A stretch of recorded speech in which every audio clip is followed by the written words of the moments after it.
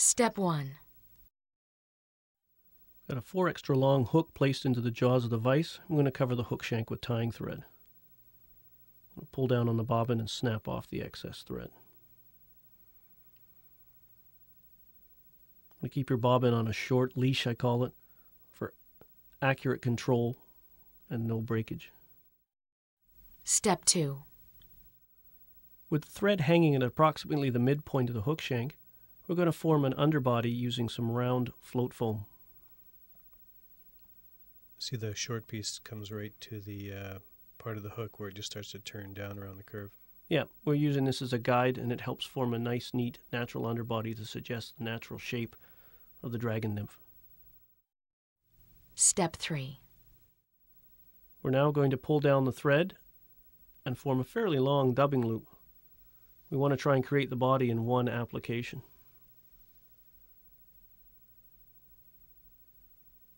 I'm going to insert our dubbing hook and let it hang out of the way prior to inserting the body material.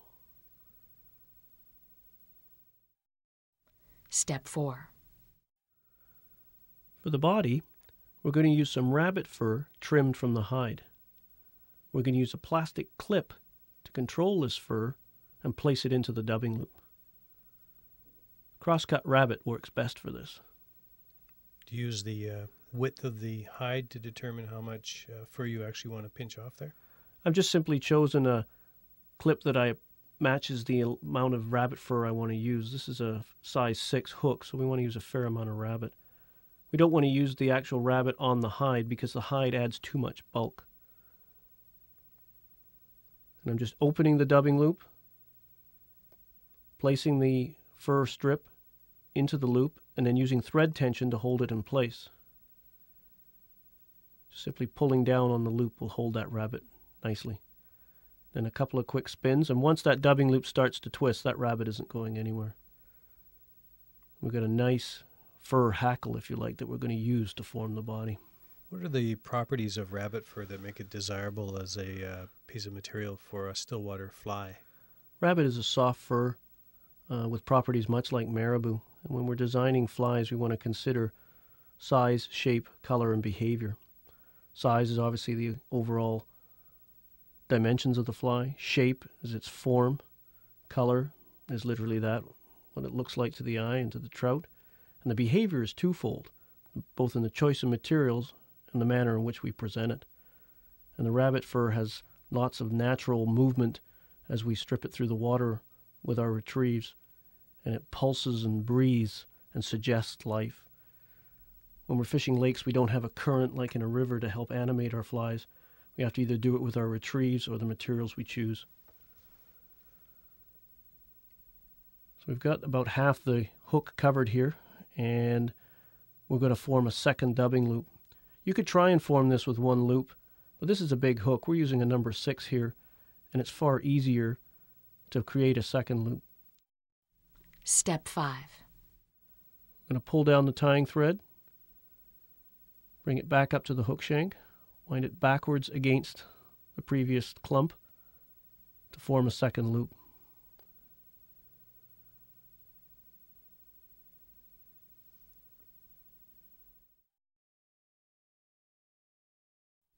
Step 6. We're going to go through exactly the same process as we did for the first application. So stroke the fibers down so they'll stand out from the hide. Slide the plastic clip into position. So you're sliding the plastic clip against the grain just to keep it straight? Yeah. They'll stand up and resist laying down. We want them to grab it so they're perpendicular.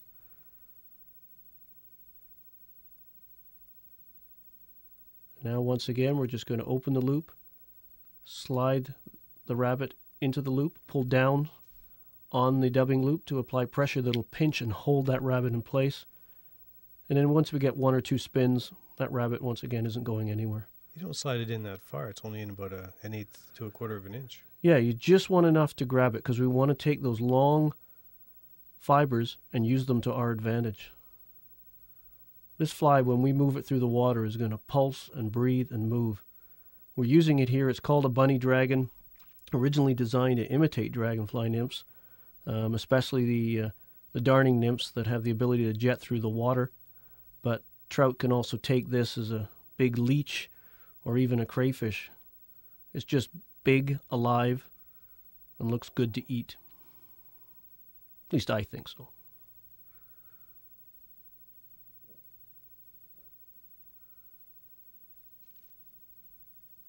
Looks like it kind of fell in a bathtub with a hairdryer, didn't it? But when that gets wet, it's going to sweep and flow back along. You can even moisten your hands to get the look. Step 7. With the completed fur body occupying the rear 2/3 of the hook, we're now going to move the thread forward and tie in our leg material. This time we're going to use silly legs. So I noticed that the legs aren't snugged up against the fur there. Is there a reason that you have a space between them? Yeah, it's far easier to tie the legs forward and then pull the legs back along the sides of the fly and then use controlling wraps to position the legs exactly where you want them, rather than just trying to get them right the first time. And these silly legs are great material. Lots of animation.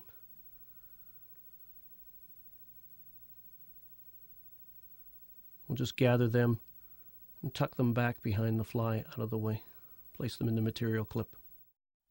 Step 8. I'm going to create a good thread base to tie our next materials on. And we've taken a tan piece of sheet foam and trimmed it about the width of the hook gape, and then trimmed one end to a point like a picket fence, and then colored the underside with a green marker to complement the body color of the fly. We'll color the top side when the fly is done.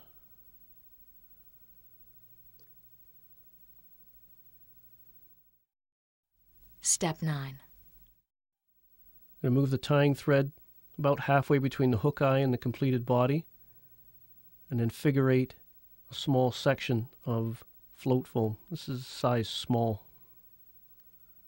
Comes in small and medium, and the fly size typically dictates which size you use. Most often I use small.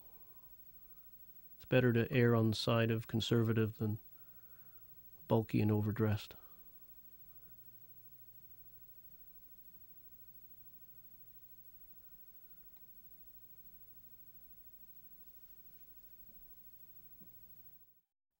Step 10.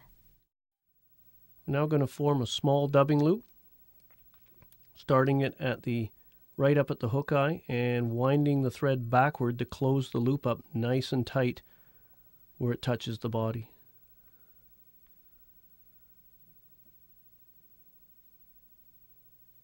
Going to insert our dubbing tool.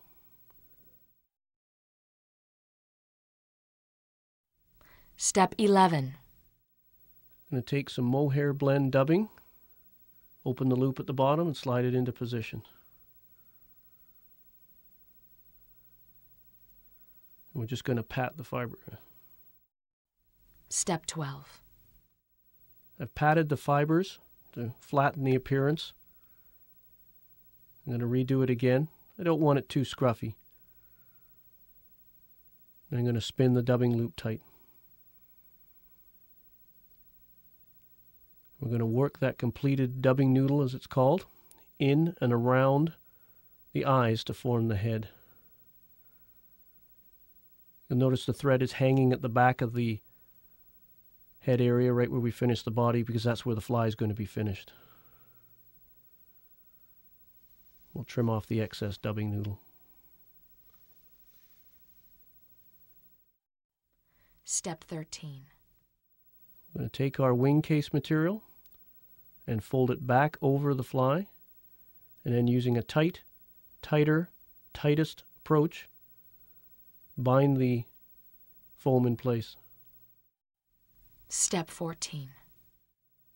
Take our whip finisher and place our whip finish directly behind the head. This step also helps further accent the head area, which is quite prominent on these big dragonfly nymphs. We'll trim away the excess tying thread. I'm going to grab and cup the wing case material, bring our scissors in on about a 30-degree angle towards the back of the fly, Make a neat trim to form the distinct wing case. Do they actually have a notch like that in the wing case? Yeah, the wing cases on the natural nymphs are very prominent, especially on the mature nymphs. They look almost like 4 long fingers as they trail back over the body. Just doing some final trimming here to neaten it up from appearance. Though it's hard to neaten something that looks that scruffy, but believe me, when it gets wet, it slims down considerably and has just wonderful motion. Just going to gather those legs loosely, trim them all to the same length. Don't pull too tightly on the legs. Don't want a short, stubby pair. If anything, it's better to have a long pair. They move better.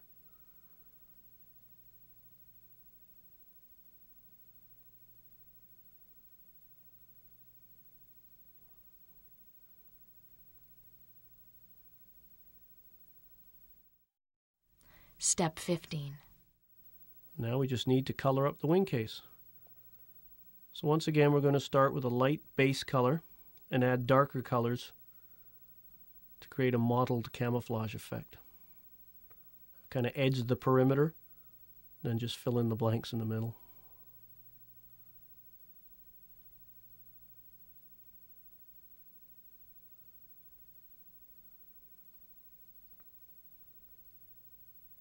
Use a slightly darker colored marker. We've got a dark green or a dark olive in this case.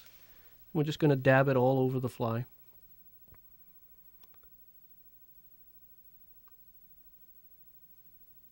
And come in with a medium brown color. I think this is sienna brown.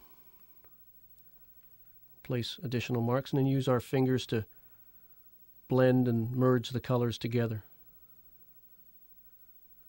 The completed bunny dragon. Large, mobile, really moves through the water well.